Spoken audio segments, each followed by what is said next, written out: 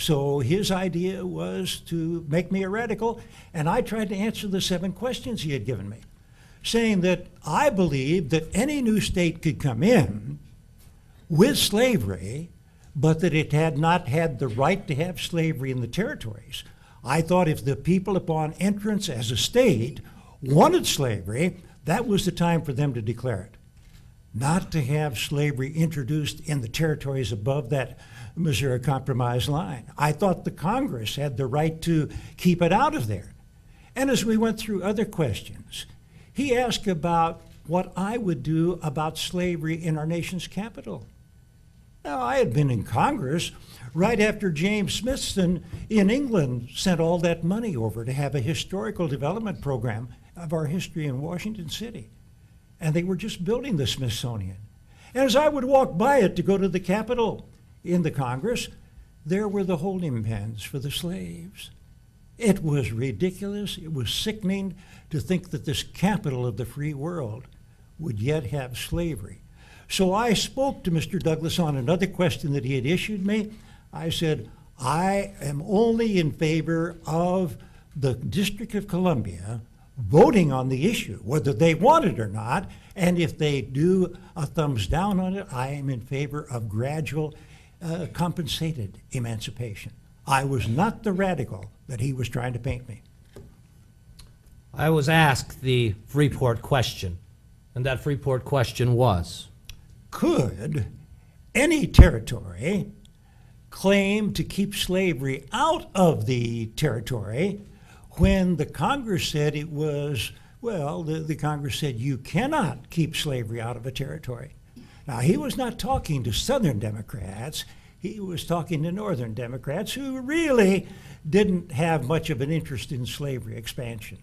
So I gave him that question, and he gave me an answer. I answer emphatically, as Mr. Lincoln has heard me answer 100 times from every stump in Illinois, that in my opinion, the people of a territory can, by lawful means, exclude slavery from their legal limits prior to the formation of a state constitution. Mr. Lincoln has heard me answer that question over and over again. He heard me argue that Nebraska bill in 1854, 1855, and in 1856.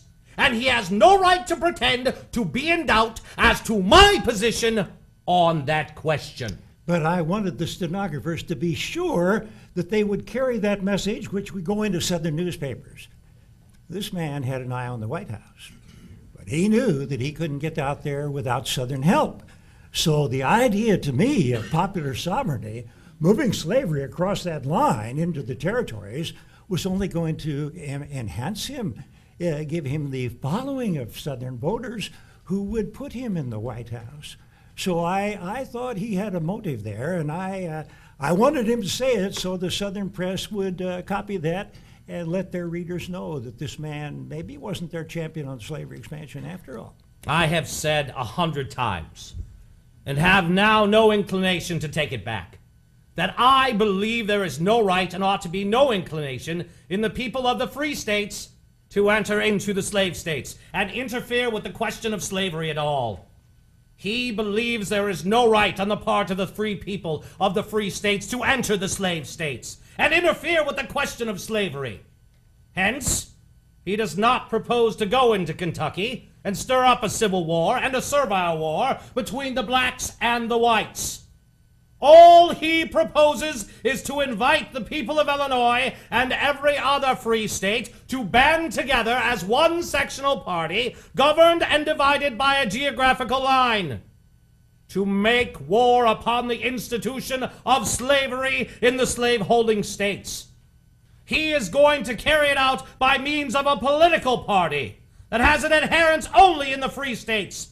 A political party that does not pretend that it can give a vote. He is going to elect a president of the United States, form a cabinet, and administer the government on sectional grounds, being the power of the North over that of the South.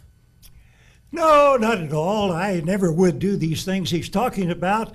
Challenge Virginia and Kentucky to get rid of what they already legally have by the Constitution. I would be a person who looks at his statement and say, I think he's saying that he doesn't care if slavery is voted up or voted down. Let the people in that territory decide. But it was already decided by the government. The 1820 Compromise said slavery shall never go above that line.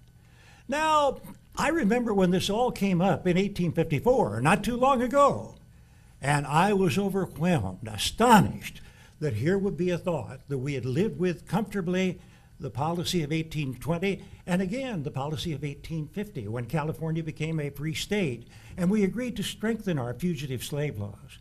Slavery was the thing that was tugging at us, and we were going to sleep each night in the view that slavery was going to be limited, going to be contained. And then with the Kansas-Nebraska bill in 1854, it put a whole new light on it. But I remember, as a leader, trying to make a speech down in Peoria, Illinois, in 1854, immediately after this happened. I said we must contain it, but I have no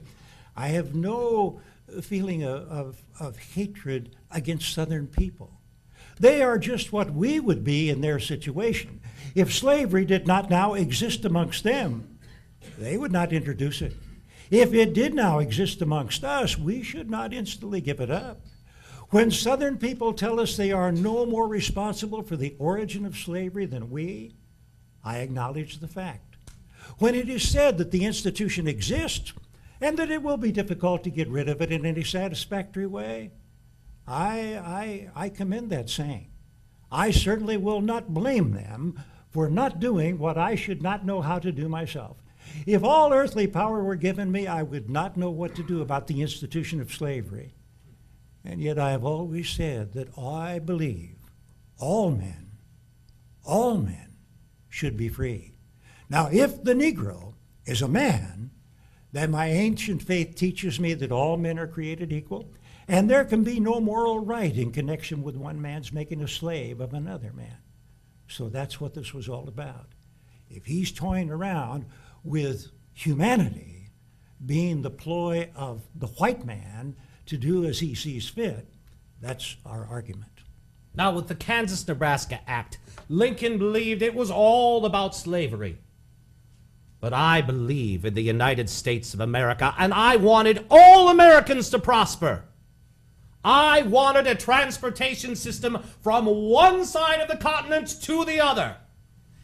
If there was not organized legal governments in Kansas or organized legal governments in Nebraska, a railroad would not go through. We needed transportation in order to prosper.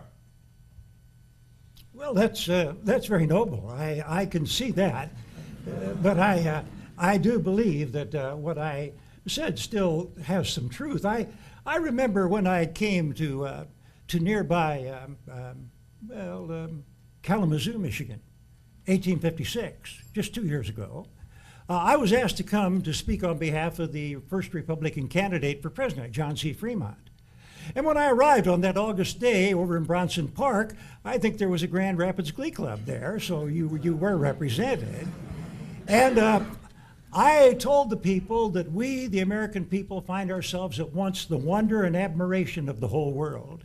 And we must inquire of ourselves what has given us such prosperity. And we shall understand that to give up that one thing would be to give up all future prosperity. This cause is that in America, every man can make the most of himself. It has been said that such a race of prosperity has been run in no other country in the world.